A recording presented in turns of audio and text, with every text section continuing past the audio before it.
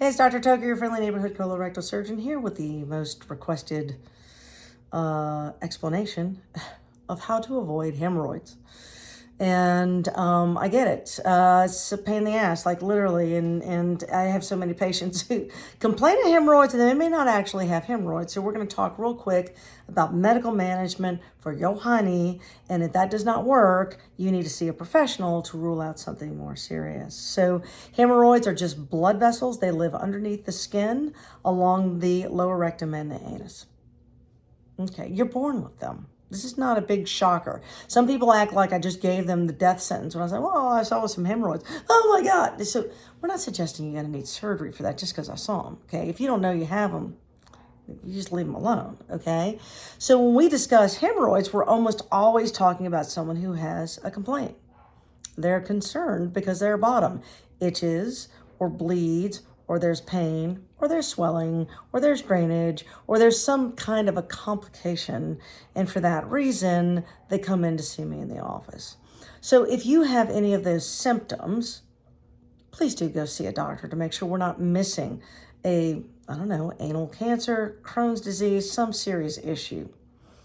While you're waiting for that appointment, you're going to do the following. Number one, stop reading while sitting on the toilet. Probably 80% of the population does that. That does not help you. Donut pillows that you sit on because your butt hurts. That's making it worse, right? A bad chair that you're sitting on. Some of these fancy schmancy, mesh chairs and all that. It's terrible. It's terrible for your butt. Don't do that. Okay, so if your bottom is hurting, the first thing you want to do is look at what you're sitting on to make sure it has support for your bottom, and do not just read War and Peace while you're sitting on the toilet or play your little video games or whatever the hell it is while you're in there. Just kind of poop and get off the pot. So they say, right? Okay, second thing, you want to avoid constipation. You want to avoid diarrhea because that helps you accomplish mission number one, right? So if you've got diarrhea, you're in there too much, and if you got constipation, you're in there too long. So you want to make sure you drink your water, take your stool softener. If you need one, take your fiber. It's magical. I've got other videos on that. If you have something that's sort of fallen out your hiney, yeah, I know. It's weird. No one's going to think you're a weirdo. You don't have to tell anybody. It's just between me and you. But you just put your finger right up against that thing. Pop it back in. Okay? It belongs inside your bottom. And hemorrhoids that get large enough will swell and they'll fall out. And it's rather annoying. So pop that baby back in there. If you don't want to do that, just use toilet paper to do that.